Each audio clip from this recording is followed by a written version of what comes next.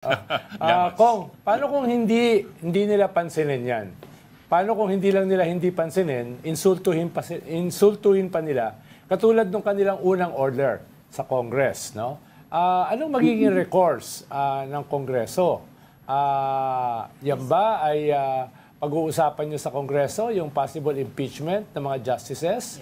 Yan ba ay pupunta sa kalsada na People's Tribunal labang kay Vice President Sara? So ano yung mga recourses? Ngayon kasi as we speak, may nagrarally sa Supreme Court eh. If there's even any recourse. Any of those can be resorted to.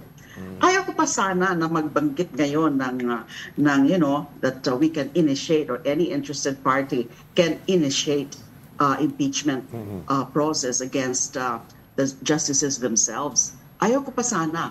Pero that probability ay nandyan.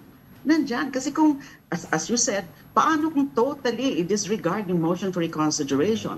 Dahil nga sinabi nila dun sa desisyon na immediately executory. But it doesn't mean ay final na. It doesn't mean wala nang pwedeng kumestyon. Kasi the very right to file MR is actually part of due process naman ng any party of any case, including the respondents here.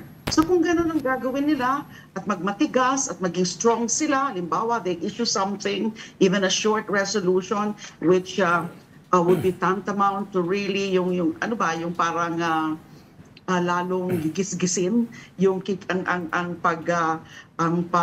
insulto sa House as an institution, we cannot blame anyone or any group, or for that matter the House itself, if it would also consider the filing of impeachment case against the Supreme Court justices themselves. Pero parang ano na rin yan, ang hirap nun eh.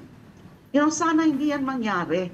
Now we will be, you will be pushed to the corner na yan na lang ang tangi nating magiging solusyon. Kasi para na rin yan constitutional crisis eh. That is actually a constitutional crisis because one co-equal body is going against another one head-on. Papa-impeach buo. So wala tayong magiging Supreme Court in the meantime. And so what happens to the administration, the workings of the administration of justice? So as much as possible, the ball actually is with the Senate, with the Supreme Court now, as well as the Senate.